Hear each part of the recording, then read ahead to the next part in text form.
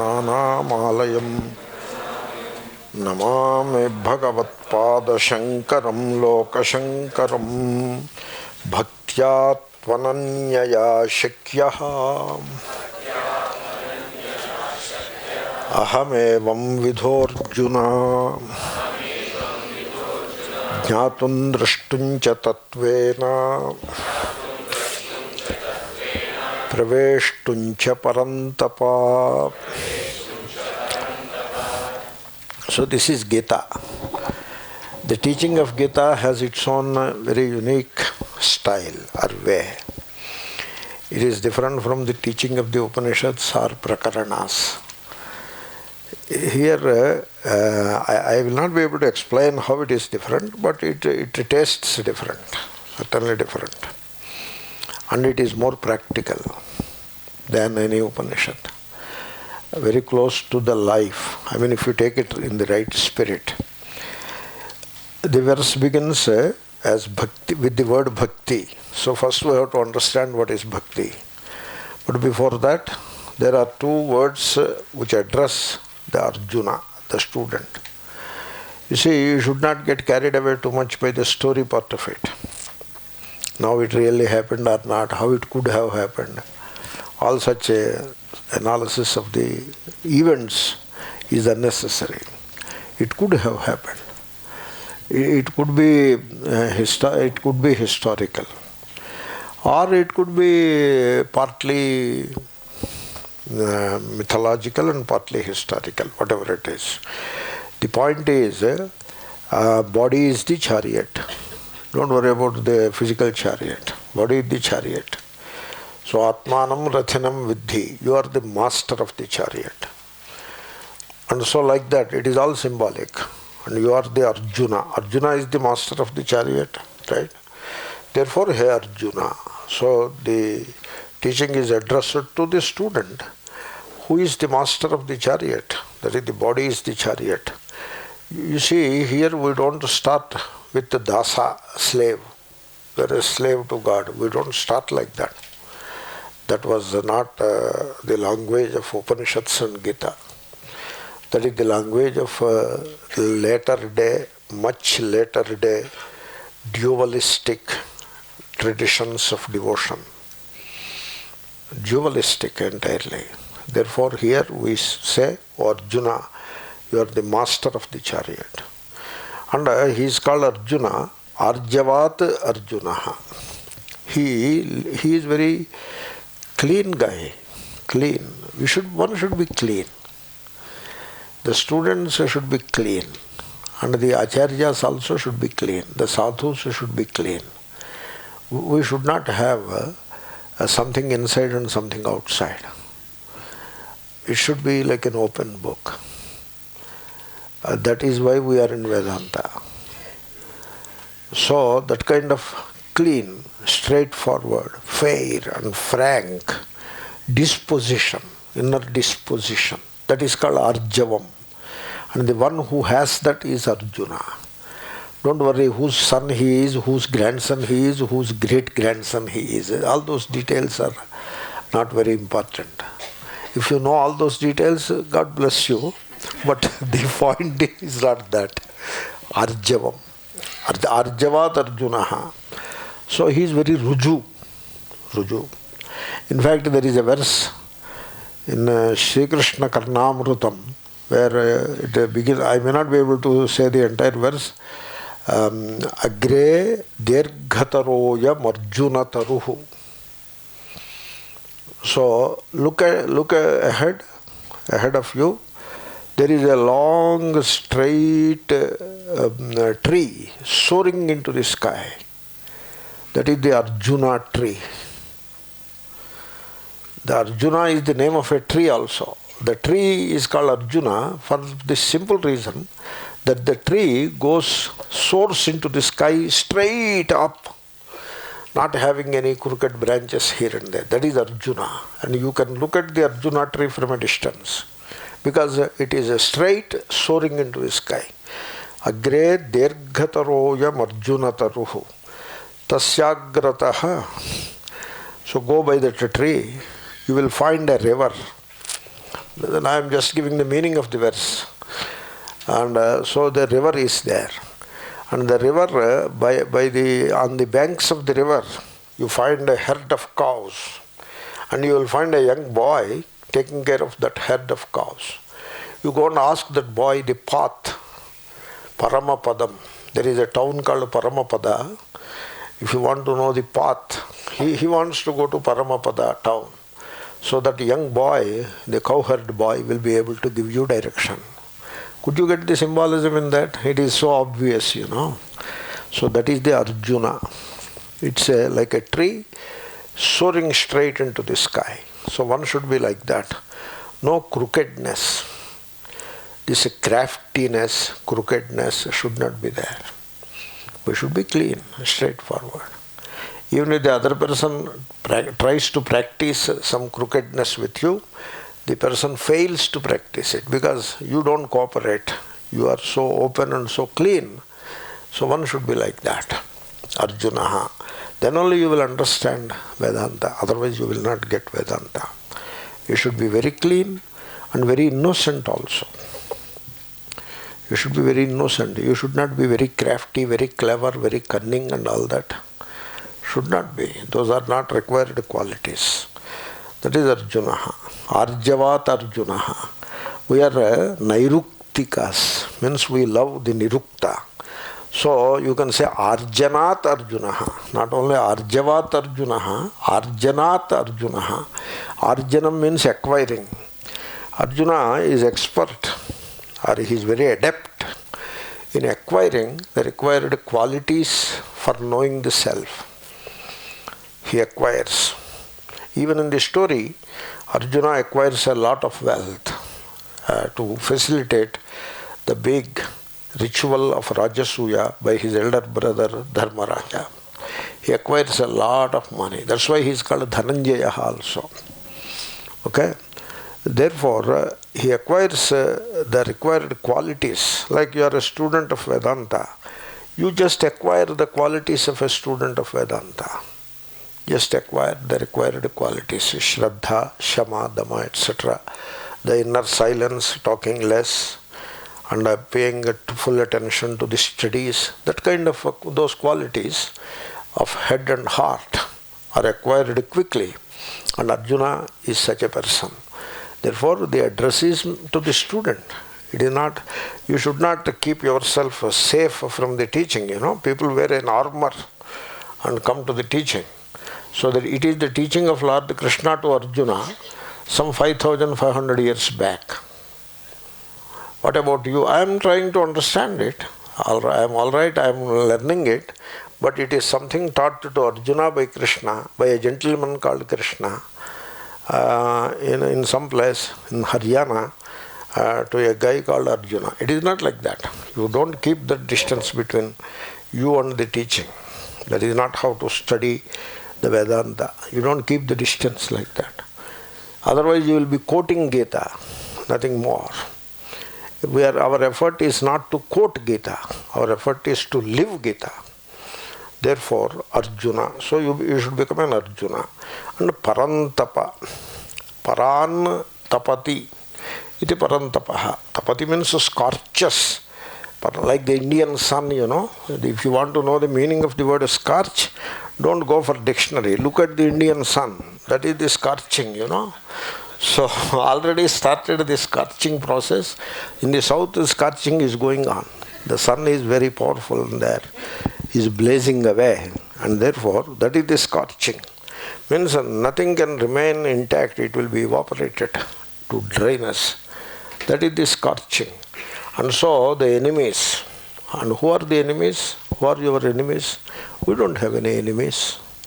We are students of Vedanta. We are sadhus. We have assembled here to understand what is bhakti. What enemies could be there for us? The idea of enemy itself is anathema. It is an antithesis of what we are trying to do. So there are no enemies. Even those who throw mud at us are not enemies. They may consider us as enemies. That is their lookout. From our side, nobody is an enemy. All are, in spite of Their misbehavior, they are Atma only. There is no enemy. Then what is the word Parantapa? Scorching the enemies. There are only the enemies in you. There are no enemies outside of you. A philosopher said, I have found my enemy, and that is myself. Therefore, you are your own enemy. You want to do something good, but you prevent it yourself.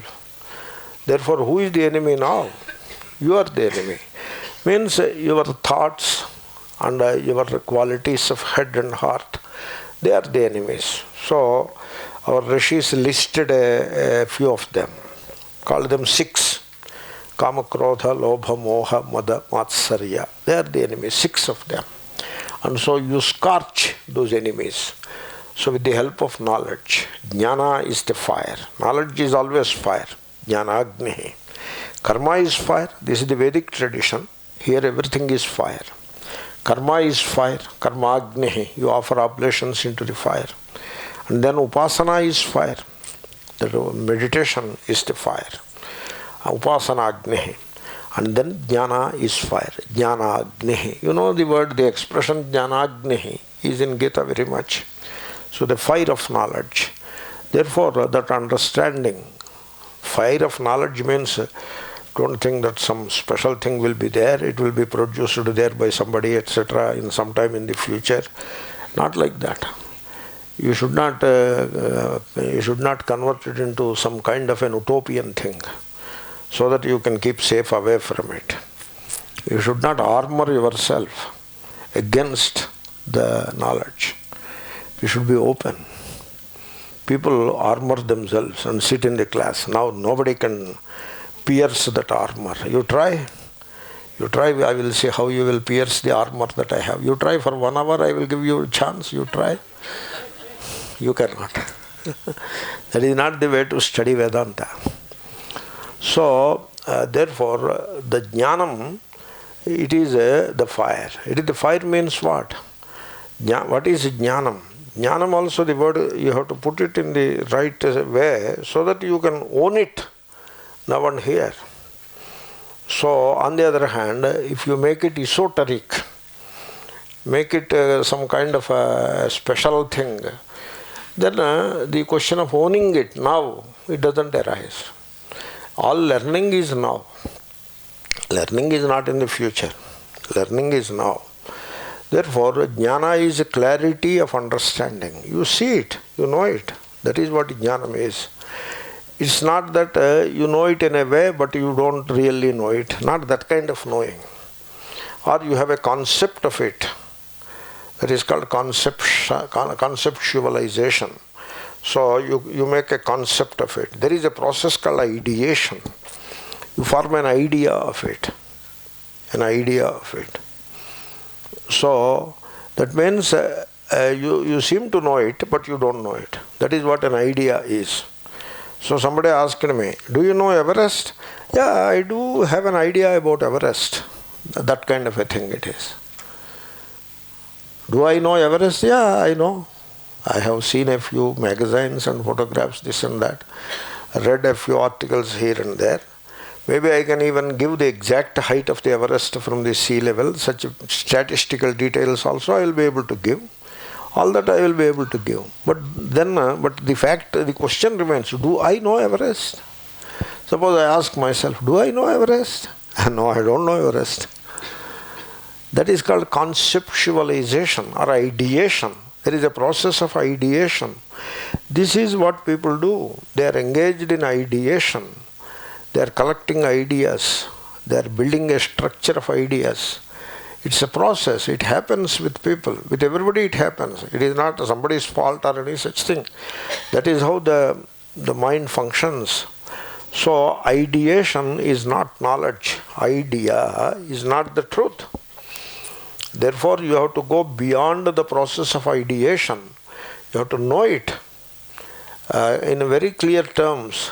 Like Shankara says, hastamalakavat. Like a fruit that you keep in the palm of your hand and you are looking at it, you know it, you are touching it, you know it.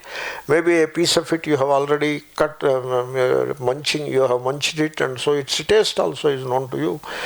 So there is nothing unknown to you about that fruit. It is in your palm, sitting there. You are looking at it. That kind of knowing, not just forming an idea about it and storing in the intellect, in the brain cells. That is not knowledge. If you want to call it knowledge, you have to call it indirect knowledge, something paroksha jnanam. It is said like that, paroksha jnanam. So first paroksha jnana happens, then it becomes a pratyaksha jnana. That means there is no hurry now. So now you have a nice way of validating your ignorance. That is how it is. Pahale paroksha jnana hota hai, baad mein pratyaksha jnana. So now is not the time for pratyaksha jnana. We are students, you know. After 3 years or 4 years, pratyaksha jnana will come. Or when I become the guru, then it will come. Something like that. Should not be like that. Now and here. I see clearly. Therefore, that the inner qualities of desiring, I will say a lot about desiring. And then not about fulfilling desires. Okay, I have nothing to say about fulfilling desires. I can say something about the very dynamic of desiring and how to get rid of it. So this kama is the attitude of desiring. It's an attitude. People are addicted to that. They just go on desiring. It is like you take the child to a toy shop. The child, Mom, I want that. Then before mom decide whether to purchase it or not, he forgot it and he wants something else. Like that, people are no different. So they are constantly desiring one thing or the other. It becomes a habit with people. And so that is called kama. And so you have to examine that quality in you and you have to get rid of it. By the time you examine it, you understand it, it is gone. It cannot withstand the scorching of knowledge. So it will go. Similarly, krodha. Similarly, mada. That means arrogance. Arrogance. I know everything. Arrogance kind of thing. So, and then some other things like jealousy. These are the qualities. You are not supposed to hold on to those qualities. You should get rid of them. That is the idea of the address parantapa. You see, Arjuna, hey Arjuna, the parantapa. Simply translated, Arjuna, the scorcher of enemies. But then this is the meaning of it. Then bhaktya. Bhaktya is the third case. Trutiya ekavachanam. The first case will be bhakti. So bhakti. So who doesn't know bhakti? Everybody knows bhakti. People believe that they know bhakti. And in fact, they designate themselves as bhaktas.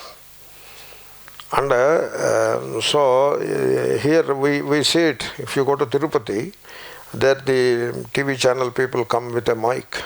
With a mic and one photographer will be there. A cameraman and the reporter, the channel reporter. The channel reporter asks, how are the arrangements made by the TTD board in the temple? Then this bhakta, he says, you are all bhaktas and therefore you are the right persons to tell us.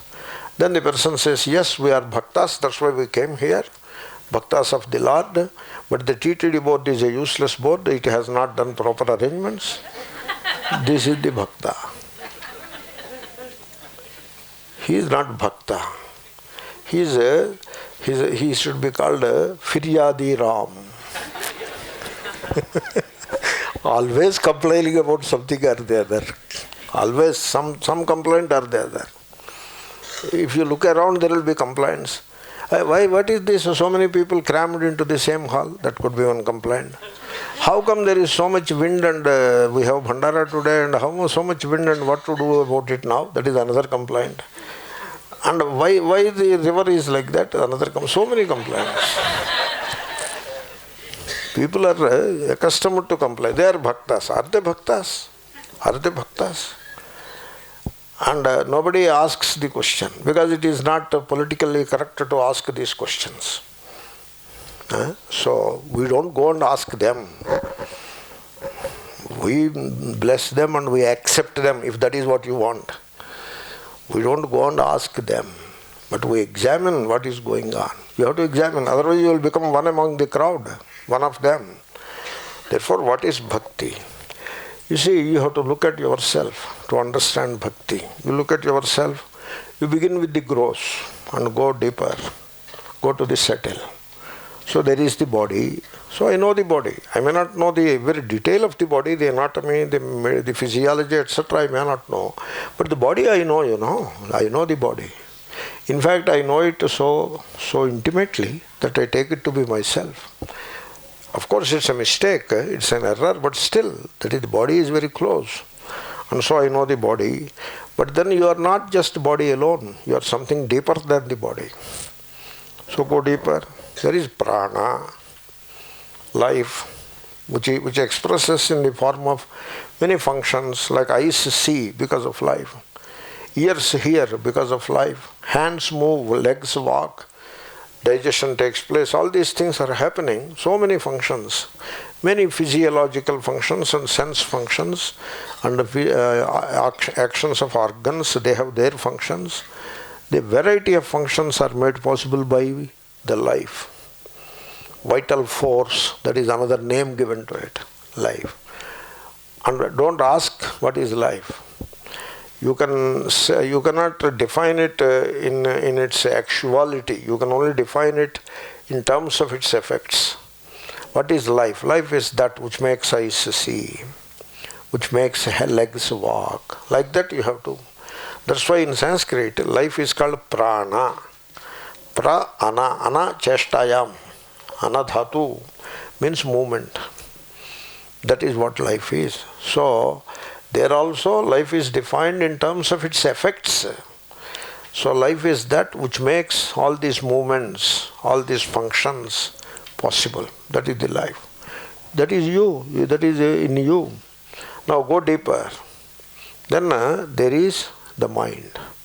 Now don't get into that the variety of the mind. What mind? The intellect mind or the memory mind? Don't go into all that. Okay? All that context is different.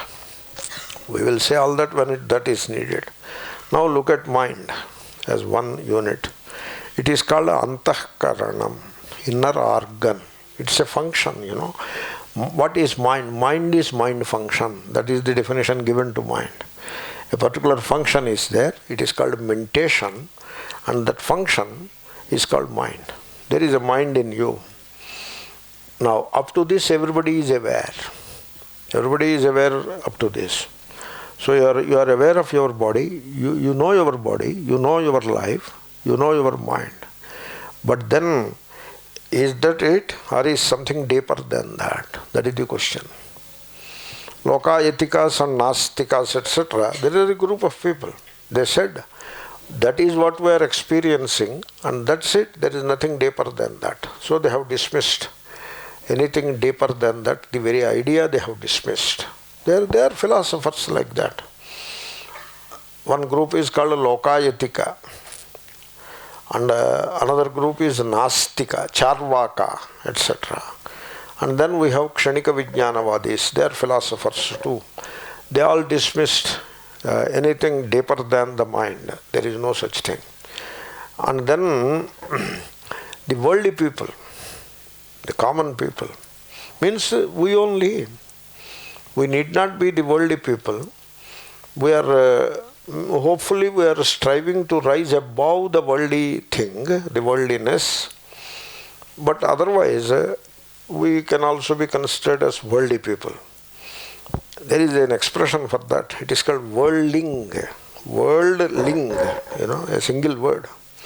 Worldling means steeped or totally caught in the affairs of the world. That is how people are. Mostly that is how people are. Mostly. So, these worldly people, for them, they don't know anything more than what I have just now described. They know the body, they know the mind. Body, mind, life in between doesn't matter. It is included. So they know only the mind. And other than, deeper than mind, there is a dimension deeper than mind. Dimension more intrinsic than mind. The idea itself doesn't cross their mind. There is such a dimension. Now, the bhakti begins by discovering that inner dimension in you, a dimension deeper than mind.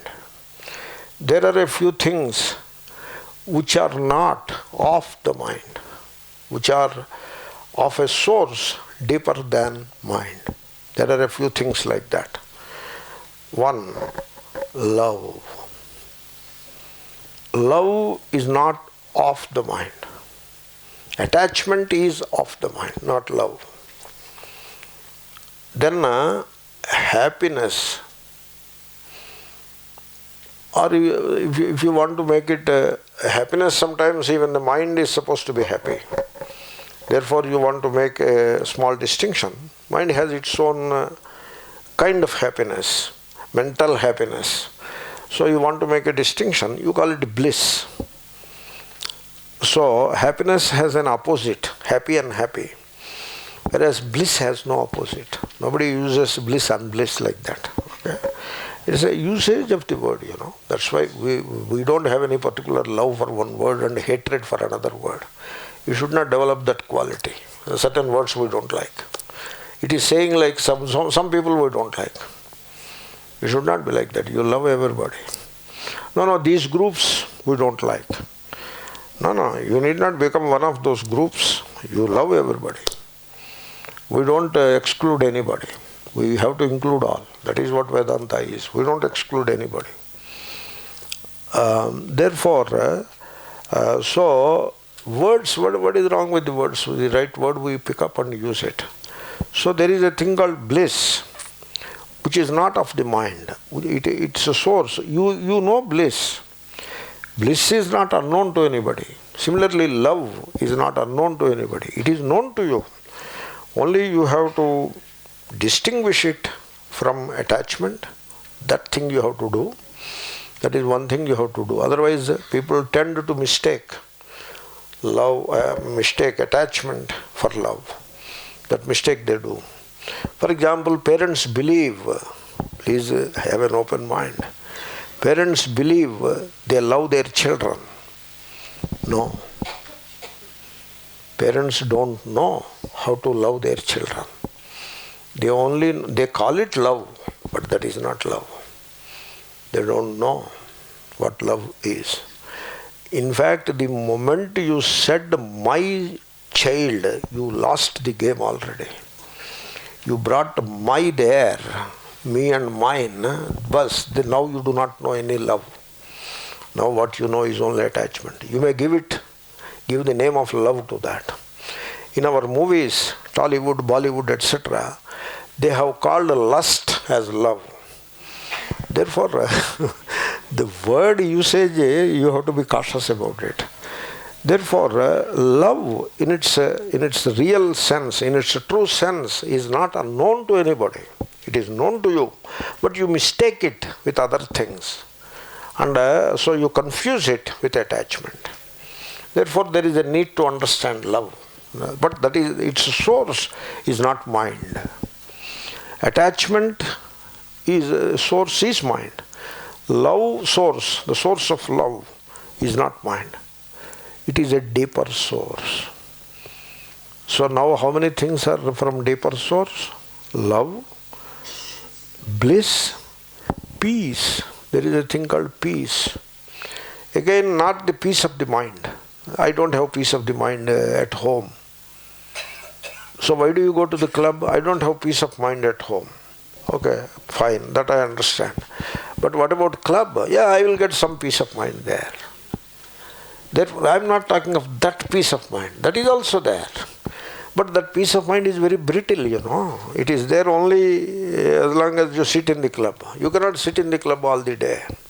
They will close the door by 9 o'clock or 9:30. Then you have to walk onto the road. You don't like to go home because there is no peace of mind at home. Now do you have peace of mind on the road also? No.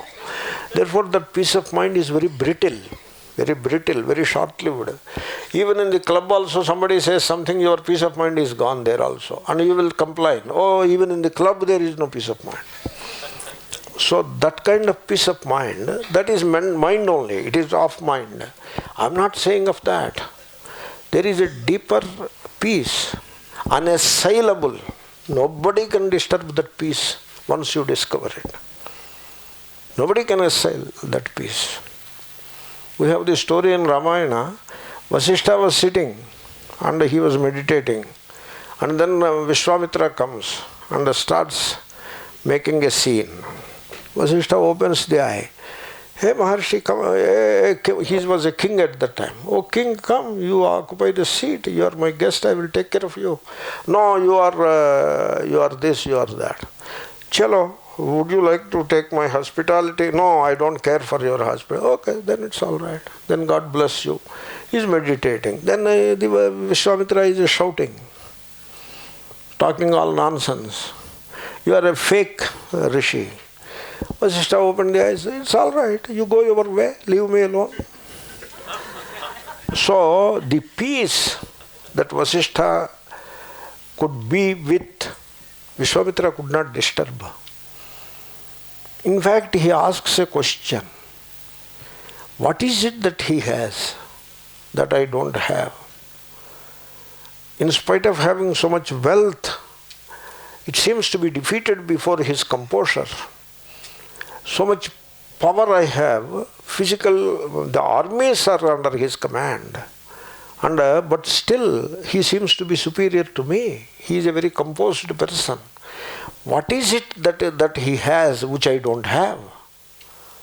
That is the question he asks. You should appreciate him for that. Then somebody, his guru tells, he has that inner, deeper source. He has discovered the deeper source in him, which you have not discovered. Your knowledge goes up to the level of mind only. There is something deeper than that. Okay, how to discover that? Now I want to discover. Then tapaha. So, you practice tapas. Tapasa brahma vijijñāsasva like. Tapa alochane. Tapa alochane you don't find in dhatu patha. Tapa you will find something else. Tapa alochane is iti vayyakarana prasiddhi. Okay, you don't find it in Panini Patha. Only Vayyakarana people, they talk about it like that. And therefore it became popular among Vayyakaranas. Therefore if you go to Dhatu Patha and index and all that, you won't find that there. But it is there, okay?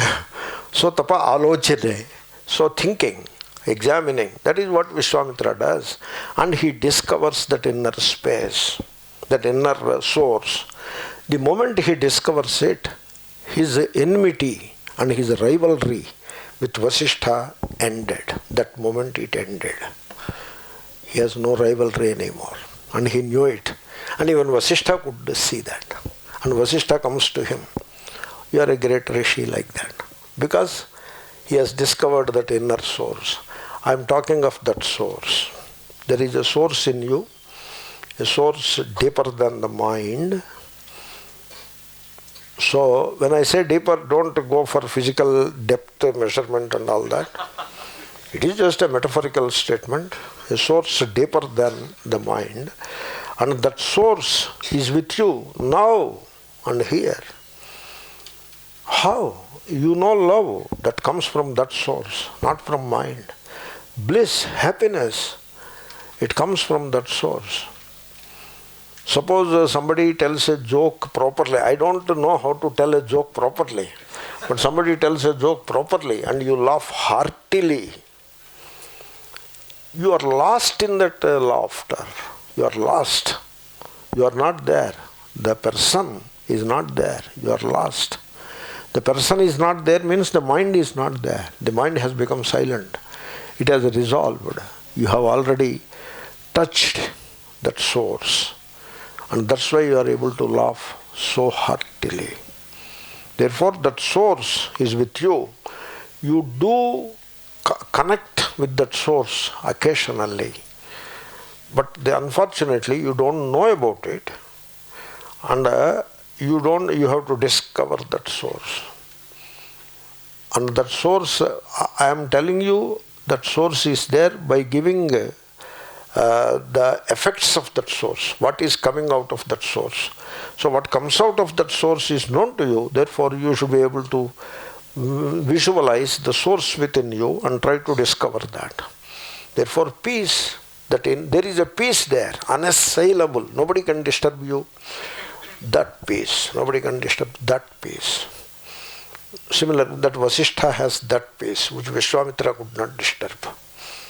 So peace, bliss, love, and what else? So like that, if you can add another one or two. So they have a source, and bhakti comes from that source. Bhakti is not the mental phenomenon. And that source is the unknown, because whatever you know with the mind only. And mind cannot reach that source. Mind can resolve in that, but cannot reach it, cannot grasp it. Therefore, love is the unknown. I am saying unknown. I am not saying inaccessible. I am not saying that. You can access it. You can experience it. I am not saying it is inexperienciable. I am not saying that. You can access it, you can experience it now and here. It is supremely accessible because it is yourself. But you cannot know it. It is the unknown. Love is the unknown. And you must come to it by discarding the known. You come to it by discarding the known. You cannot, the unknown cannot be discovered by a mind that is full of the known. The mind is full of the known. That mind cannot discover the unknown. That means we must approach love negatively. The bhakti is love. Bhakti is love. You may wonder, bhakti, is it not love of God? I am not saying love of God, I am saying love. You can say love of God also. But then why do I say just love? Because there is nothing other than God. Everything is God. Sarvam khalvidam brahma. Everything is God. If everything is God, you need not say love of God. That visheshanam is not necessary. Only there are things which are not God, some things which are non-God, some things which are anti-God, and something which is God. Then you have to say love of God. But there is no non-God, there is no anti-God. There is only God. Therefore, you need not particularly say love of God. If you say also, no harm in it. But you should know the nuance about it. That's why it is not love of God. It is love is God. Not love of God. Love is God. And therefore, you have to arrive at love, which is bhakti, negatively, not positively. For example, how to arrive negatively? For example, when you say to a person, I love you, that is not love. That is, you want to possess the person. That is possession, and that is domination. That is not love. So, you want to hold the person. And when you try to possess a person, you will get jealousy when the person is not amenable for you to possess. And then you see somebody else is possessing, somebody else is not possessing. But you believe that somebody else is possessing. You are not able to possess. You want to possess, but somebody else is possessing. And you are denied the opportunity to possess. You don't use the word possess. You use the word love all the time. This is what you are doing. This is the essence of Gurudom in India. India or elsewhere. Because we are in India, I am saying India. Therefore, this is possession. And out of possession comes jealousy. Do you see jealousy in such effort? Yeah, you find it. Do you find conflict? Do you get into some inner conflict, I mean? A conflict outer will come later, but first inner conflict, Is there some inner conflict? Oh, I love that person, but he is not responding. Something like that. He seems to be loving the other person more. That is jealousy, leading to conflict. And then there will be fear. Oh, I love this person, but this person doesn't seem to love me. He may not love me. Then if I love him and he doesn't love me, what will happen to me? Him or her, whatever. So this is not love. This mental game is not love. You don't mistake that to be love. That is not love. Because you have to arrive at love by negating what is not love. So then secondly, love is not a sentiment. Love is not a sentiment. You should first understand this. So, to be sentimental, which is same as to be emotional, is not love. Whether it is God or Guru or whatever.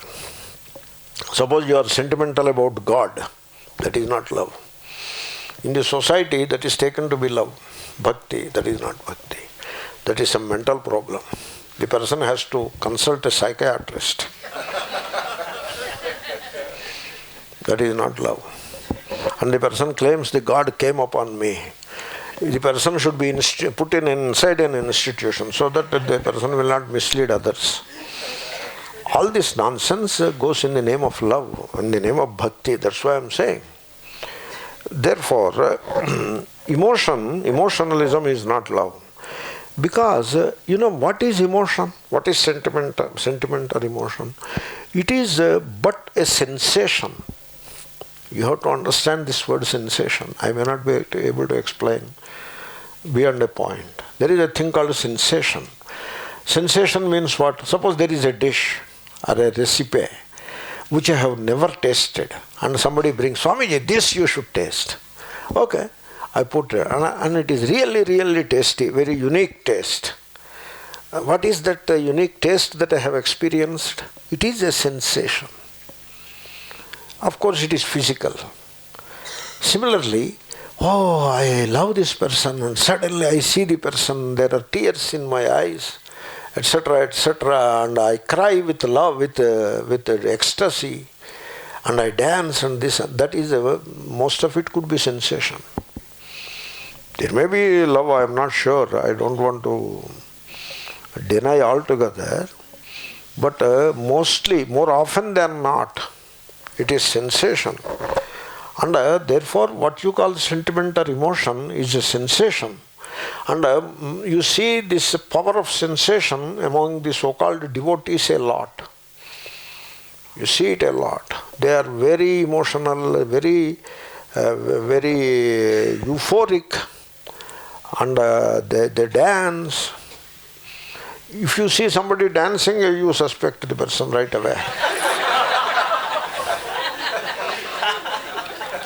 Dancing as an art form is okay. Dancing for some fun, etc., some party, this and that may be okay, I don't know. But dancing, saying it is love of God, etc., you be suspicious. At least you don't dance, you don't need. So this is all sentimentality. The people, they indulge in sensation. There's somebody who is weeping about God. Or sometimes they weep about Guru. They don't miss a breakfast, I am telling you. Did you see the weeping Sishyas missing their breakfast? Then I will give some credit to them. They never miss the breakfast. Even a breakfast they don't miss. Just they weep just like that. And they believe all of that is love. You see, to be full of emotion is obviously not love. A sentimental person cannot know what is love, because the sentiment can be turned in the opposite direction. It can be put on its head. That's why these emotional and sentimental people, they believe that they love the Guru maximum, full. Nobody can love the Guru as much as I do. The same person will be fighting with the Guru bitterly for the rest of the life. Because it is not love. Love cannot have the opposite. It is the emotionalism, the sensation, and now it was turned upside down. It was put on its head and it is converted into hatred. In Andhra Pradesh, a decade or even less than that, some 5-6 years back, there was an acid attack on a Mahatma, on a Swami, a big Swami, who has a huge paraphernalia around him and thousands of devotees and all that. He is like a rock star, that kind of a Swami. You don't find a rock star walking on the road, you know. He will come with an entourage. So many people around. You must have seen Michael Jackson going here and there. Michael Jackson is a simple guy. Really, he, in spite of the entourage and all that, he is a nice guy and a simple guy. That is how I felt. It's okay. So, whereas these gurus are not simple guys. They are very complex people. Anyway, these devotees, they are very sentimental, very emotional, crying, weeping for the guru, this, that. And then, for some reason, that person, the sentimental person, the sentiment was hurt, and therefore the person turned against the guru and threw acid at the guru. But the sentiment and the emotion was so powerful that she did not do the job also properly. Thank God. The acid fell on the floor and there was an intervening gap because the guru is surrounded by quite a good number of people always, and it fell on some of these devotees, but it missed the guru mostly.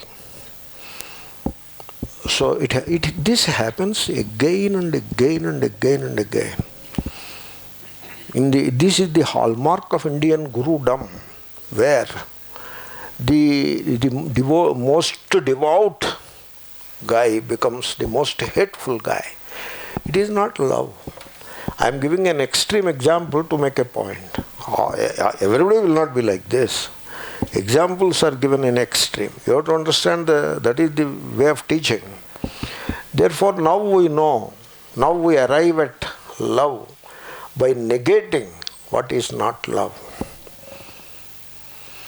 So, that kind of, therefore love, bhakti is not emotion, bhakti is not sentimentality, and it doesn't have any physical components that the emotions have. When there is an emotion, there is a shaking of the body, there are tears in the eyes, etc. The hair stands on its ends. So this kind of physical effect will be there. Some physiological changes will happen in the present when there is an emotion. No, that is not bhakti. In bhakti, you are very quiet, very calm and quiet, and you are very peaceful. And that expresses, that quietude expresses in the body because you are very quiet even in physical sense, but more so inwardly you are so quiet that your mind is now resolved. And so you abide as the pure, awareful being. Okay? Now, love is, what is love now? That awareful being. When the mind has resolved, that is the source of love. I would like to put it as, love is the fragrance of that awareful being. That is how I would